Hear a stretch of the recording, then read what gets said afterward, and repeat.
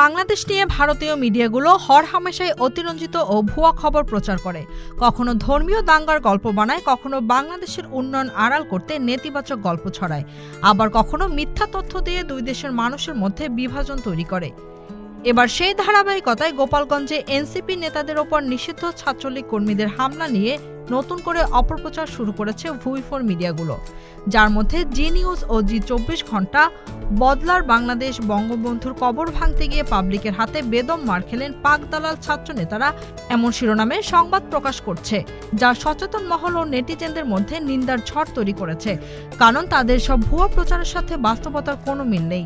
প্রকৃত সত্য হলো, কবর ভাঙতে নয়, বরং দেশ গড়তে জুলাই পদযাত্রার অংশ হিসেবে এনসিপি বুধবার গোপালগঞ্জে যান। কিন্তু এই পদযাত্রাকে বানচাল করতে এবং অরাজকতা পরিস্থিতি সৃষ্টি করতে তাদের ওপর ছাত্রলীগের কর্মীরা অতর্কিত হামলা চালান। এছাড়া ফের উত্তাল বাংলাদেশ, দফায় দফায় সংঘর্ষের রণক্ষেত্র গোপালগঞ্জ, জারি কারফিউ এমন শিরোনামে ভারতের বিভিন্ন প্রভাবশালী গণমাধ্যমগুলো সংবাদ প্রচার করে। মূলত বাংলাদেশকে ব্যর্থ, অস্থিতিশীল বা বিভাজিত দেখাতে এবং মানুষের মধ্যে বিদ্বেষ ছড়ানোর জন্য এ ধরনের নেতিবাচক সংবাদ প্রচার করছে এসব মিডিয়া। Z news, Dhaka.